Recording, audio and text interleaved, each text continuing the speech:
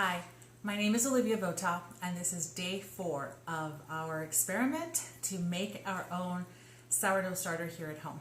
And I've got lots of progress to show you. This is so awesome. Now, for you to know why we're at this point, you should probably watch day 3.5.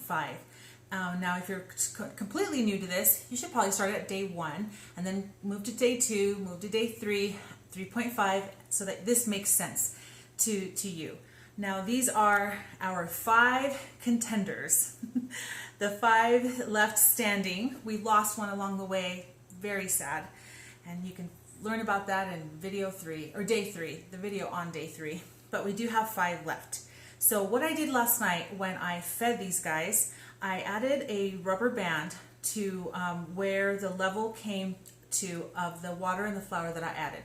You'll recall that I added just about a tablespoon or so to these large jars, and then I added 75 grams of water and 75 grams of flour to each jar, all-purpose flour, because I want to just make these guys really easy and simple to use. And sometimes grinding flour at 9 o'clock at night is really annoying when you just want to go to bed. So these are going to be all-purpose flour starters. But as you can see, they have really, the fermentation process has really taken off, and there's lots of bubbles. I'm going to show you. This is the all-purpose. These two are our half white, half whole wheat, and these two are our 100% whole wheat. The white lids are the ones we started at noon, and the metal lids are the ones that we started about an hour and 23 minutes, hour and a half after these guys, because I just felt like I needed a backup. And we did use it, right? Okay, I'm going to show you the bubbles. First of all, on the sides, there's lots. And you can see the inside, and it's so soft and billowy. This is a good sign. Lots of bubbles on the sides, lots of bubbles inside, and then when I smell it, it's the exact kind of smell that I want when I'm about to bake and my starter is ready, and I'm checking to see if my starter is ready. That is the smell that I want. It's fruity, it's ripe, almost like a ripe banana, a little bit slightly vinegary, not very strong though. Here's another one. So you can see lots and lots and lots and lots of bubbles. And then if you look inside, again, lots and lots of bubbles. This one smells the same. Okay. All right. So these guys are ready.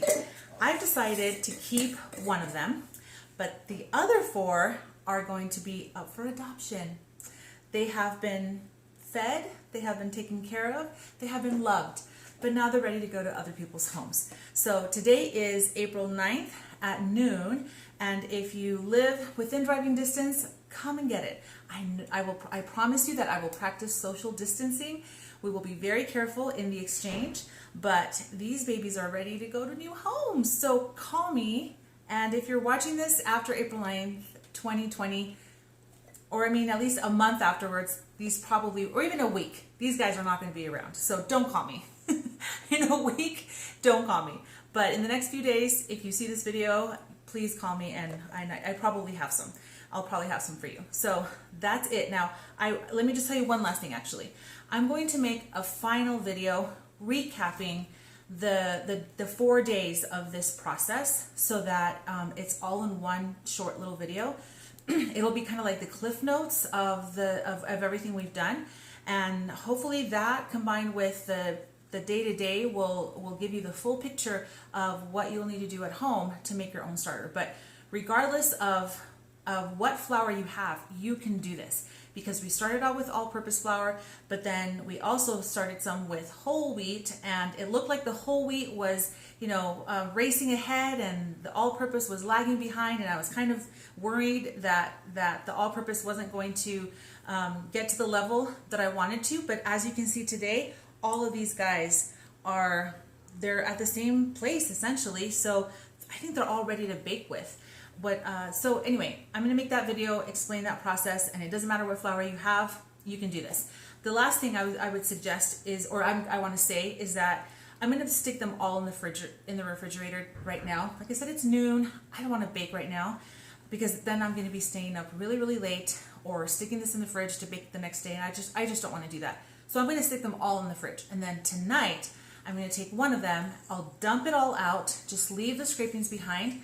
I'll feed it again, just as like I feed Eve, and then I'll bake with it tomorrow. So I'll feed it tonight, make something, I don't know what I'm going to make. I'll make it tomorrow morning and then end up baking tomorrow night.